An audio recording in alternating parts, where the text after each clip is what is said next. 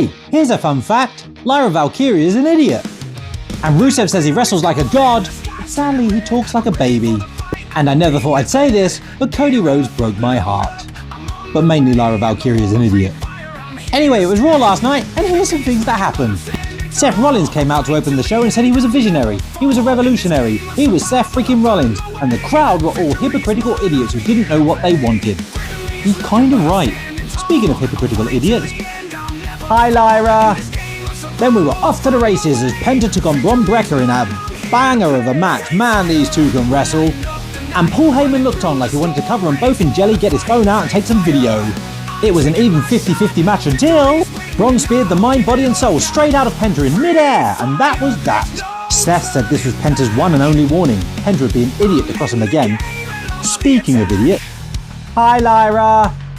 Then it was the Queen of the Ring semi-final between Roxanne Perez and Jade Cargill.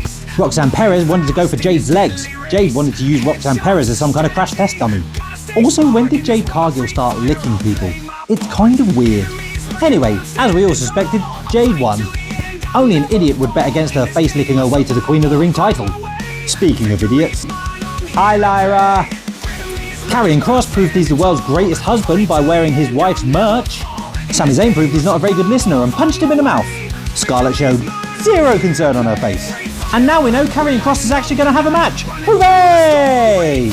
Of course he'll lose. But come on, Sami. Only an idiot would let Karrion Kross get into their head. Hi, Lyra. Goldberg made the smart decision to actually sit down for the interview with Michael Cole this week instead of trying to dodder down to the ring like an old man. Yeah, I'm fairly sure even sitting down he was still sweating. Goldberg said Gunther embarrassed him in front of his family, so now he wants to fight him and embarrass himself in front of everyone. Gunther said in a separate interview he was going to smash Goldberg and end his legacy. Only an idiot would disagree with Gunther. And then it was time for Becky Lynch versus Bayley for the Women's Intercontinental title.